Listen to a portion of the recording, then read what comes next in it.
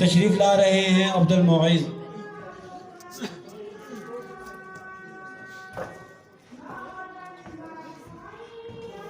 ورحمۃ اللہ وبرکاتہ۔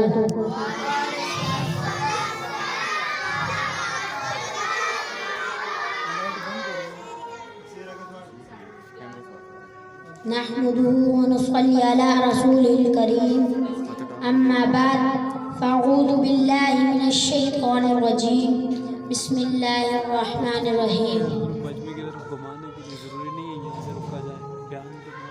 قال رسول الله صلى الله عليه وسلم: لا تحاسدوا ولا تباغضوا، صدق اللہ العظیم۔ سامعین محترم، آج میں جس موضوع کا سہارا لے کر آپ کے سامنے حاضر ہوا ہوں وہ ہے حسد۔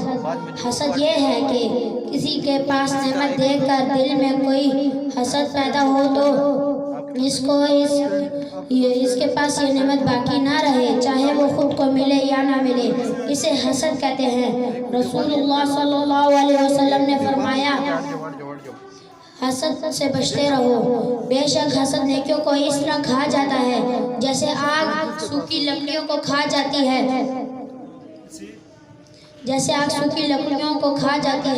حسد بری عادت ہے۔ حسد سے بچنے کے کل نقصانات یہ ہیں: حسد کرنے سے اللہ تعالیٰ ناراض ہو جاتے ہیں، حسد کرنے سے چہرے کی رونق ختم ہو جاتی ہے، حسد کرنے سے طبیعت میں چڑچڑاپن پیدا ہوتا ہے، حسد کرنے والا اپنا ہی نقصان کرتا ہے۔ حسد کا علاج، حدیث شریف میں حسد کا علاج یوں بتایا گیا ہے کہ جب کسی کے پاس نعمت دیکھ کر دل میں حسد پیدا ہو تو یہ 3 کام کریں۔ نمبر 1، اپنے اس خیال کو دل سے برا سمجھیں، اور نمبر 2، اللہ تعالیٰ سے اس کے لیے یوں خیر کی دعا مانگے: اے اللہ اس کی اس نعمت میں برکت اور ترقی عطا فرما۔ نمبر 3، اللہ تعالیٰ سے اپنے لیے یوں دعا مانگے: اے اللہ میرے دل میں اس کی نعمت کی جو حسد اور جلن پیدا ہو رہی ہے اس کو اپنے فضل و کرم سے ختم فرما۔ وآخر الدعوانا ان الحمدللہ رب العالمین۔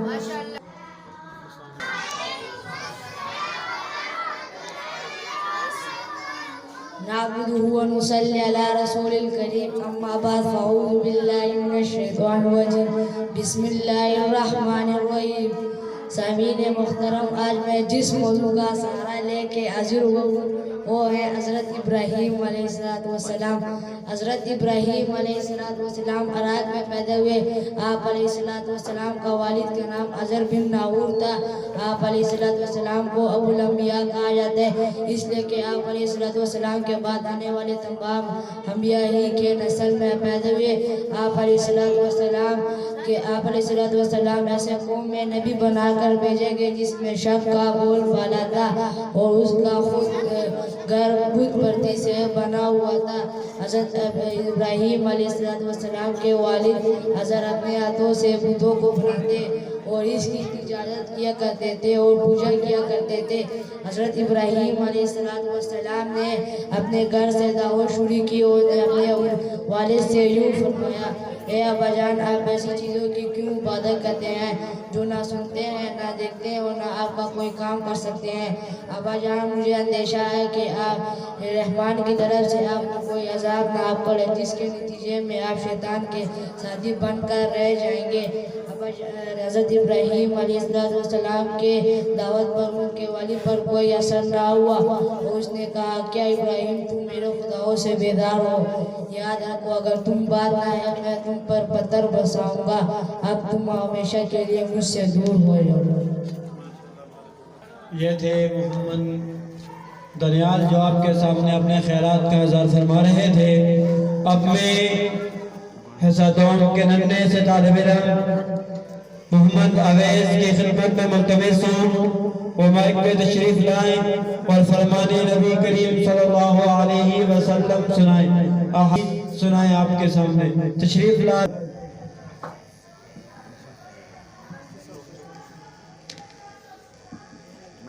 السلام علیکم ورحمۃ اللہ وبرکاتہ۔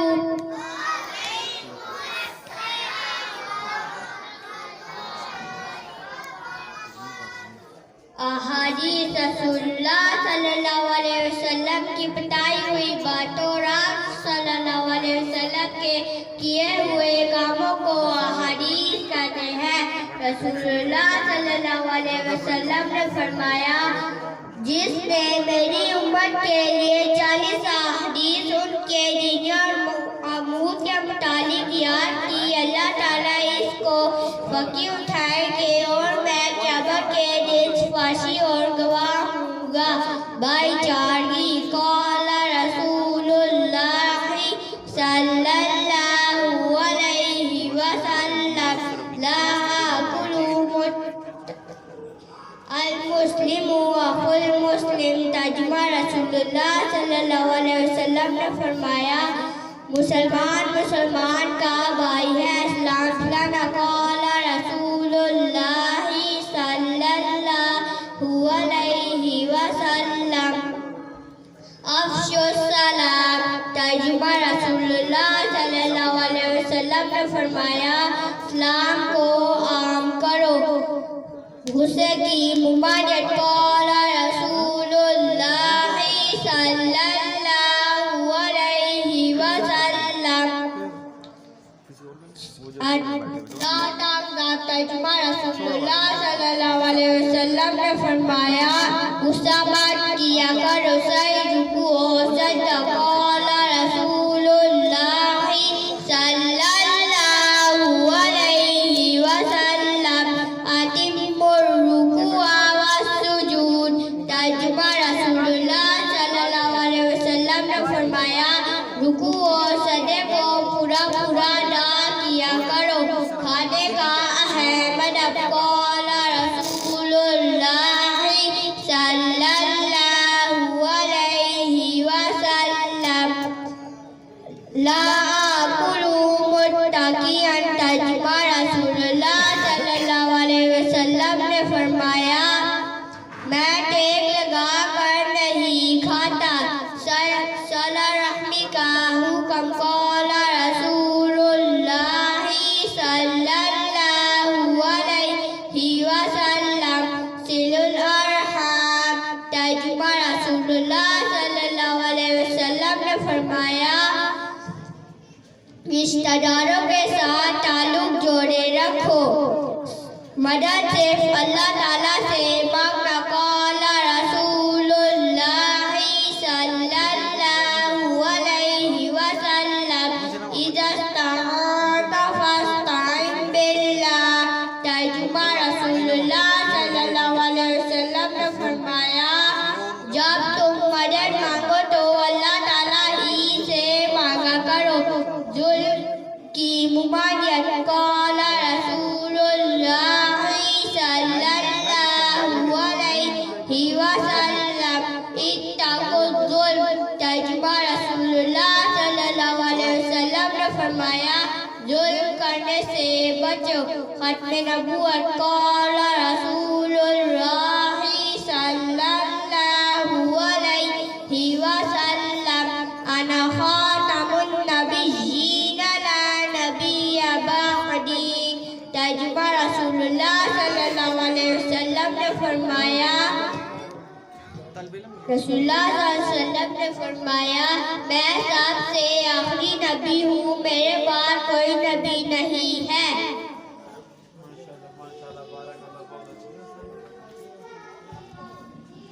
میں اب خطاب کے لیے دعوت دوں گا محمد سدیس کو، وہ مائک پہ تشریف لائیں اور اپنے خیرات کا اظہار فرمائیں۔ محمد سدیس۔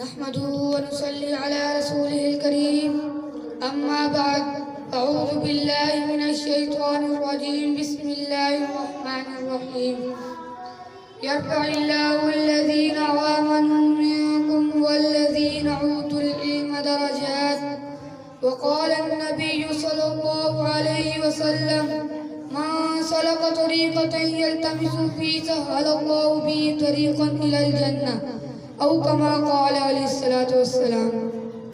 سبب کیا ہے تو اس کو خود سمجھتا ہے، زوال بندہ مومن کا بے زری سے نہیں، جہاں میں جو اگر کوئی اشکار ہو قلندری سے ہوا تو نگری سے نہیں. محترم اساتذہ اکرام اور میرے ہم مکتب ساتھیوں، السلام علیکم ورحمۃ اللہ وبرکاتہ.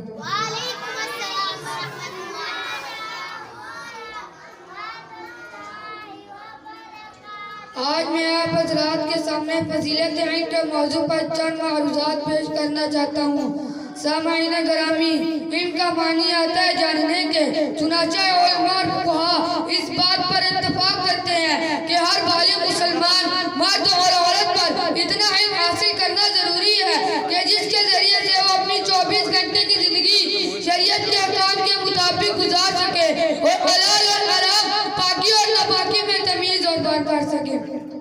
حضور اکرم صلی اللہ علیہ وسلم کا ارشاد ہے طلب العلم فریضۃ علی کل مسلم، علم کا طلب کرنا ہر مسلمان مرد اور عورت پر فرض ہے. سامعین محترم، علم بھی وہی چیز ہے جس کے ذریعے انسان اور حیوان میں تمیز کی جاتی ہے، اور علم بھی وہی نعمت ہے جس کے بدولت آدم علیہ السلام مسجود ملائکہ بنتا ہے. ہاں علم بھی وہی کمیائی سعادت ہے جو مخلوق کو خالق سے اور عبد کو معبود سے قریب کر دیتا ہے. اللہ تبارک و تعالیٰ کا ارشاد ہے قُلْ هَلْ يَسْتَوِي الَّذِينَ يَعْلَمُونَ وَالَّذِينَ لَا يَعْلَمُونَ إِنَّمَا يَتَذَكَّرُ أُولُو الْأَلْبَابِ، اور یعنی جاننے والے اور نہ جاننے والے دونوں کبھی برابر نہیں ہو سکتے. ایک حدیث میں آتا ہے جب کوئی آدمی علم کے راستے کو اختیار کرتا ہے تو اللہ تعالیٰ اس کے لیے جنت کے راستے کو آسان کر دیتے ہیں، اور ایک حدیث میں آتا ہے عالم کی فضیلت عابد پر ایسی ہے جیسے چاند کی فضیلت سارے ستاروں پر ہے. حضرت علی رضی اللہ تعالیٰ عنہ فرماتے ہیں وَفِينَا قِسْمَةَ الْجَبَّارِ فِينَا لَنَا عِلْمُ الْوَالْجُهَّالِ مَالِ، یعنی ہمارے لیے تو علم مقرر کیا گیا اور جاہلوں کے لیے مال. ایک بزرگ فرماتے ہیں جاؤ علم کے دامن کو مضبوطی سے تھام لو، کیوں نہ کہ علم تمہیں جنت میں پہنچا دے گا. دعا ہے اللہ تعالیٰ میں علم نافع عطا فرمائے، دین اور متین کی عالی محنت کے لیے قبول فرمائے. آمین وآخر دعوانا الحمدللہ رب العالمین.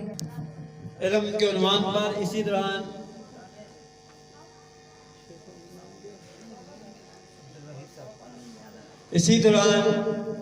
شیخ عبدالوحید صاحب اسٹیج پہ تشریف لائے ہیں، ہم ان کو خوش آمدید کہتے ہیں. اور میں اب دعوت دوں گا عمر خان صاحب کو وہ مائک پہ تشریف لائیں اور اپنے عنوان کے ساتھ وفا فرمائیں. تشریف لا رہے ہیں عمر خان صاحب.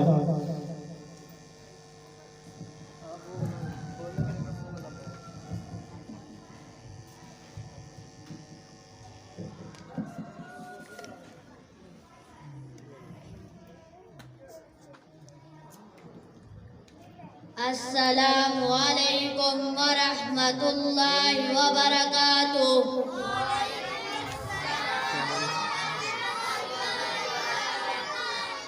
نحمد ونصلی علی رسول الکریم، اما بعد فاعوذ باللہ من الشیطان الرجیم، بسم اللہ الرحمن الرحیم. حضرت ابراہیم علیہ السلام کے زمانے میں ایک نمرود تھا جو بہت ظالم تھا اور لوگوں کو حکم دیتا کہ مجھے سجدہ کرو. جب اسے پتہ لگا کہ حضرت ابراہیم علیہ السلام ایک اللہ تعالیٰ کی دعوت دیتے ہیں تو وہ آگ بگولا ہو گیا اور حضرت ابراہیم علیہ السلام کو اپنے دربار میں بلایا اور پوچھا تمہارا رب کون ہے؟ حضرت ابراہیم علیہ السلام نے جواب دیا میرا رب اللہ ہے جو زندگی بھی دیتا ہے اور موت بھی دیتا ہے. اسی حضرت نمرود نے کہا میں بھی زندگی اور موت دیتا ہوں. اسی وقت اس نے دو بندوں کو بلایا اور بے قصور کو قتل کر دیا اور سزائے موت کو آزاد کر دیا. جب حضرت ابراہیم علیہ السلام نے یہ دیکھا کہ نمرود اس کی بات کا مطلب نہیں سمجھا تو وہ کہنے لگا میرا رب سورج مشرق سے نکالتا ہے تو مغرب سے نکال کر دکھا. تو وہ لاجواب ہو گیا لیکن ایمان نہ لایا. وآخر دعوانا الحمدللہ رب العالمین.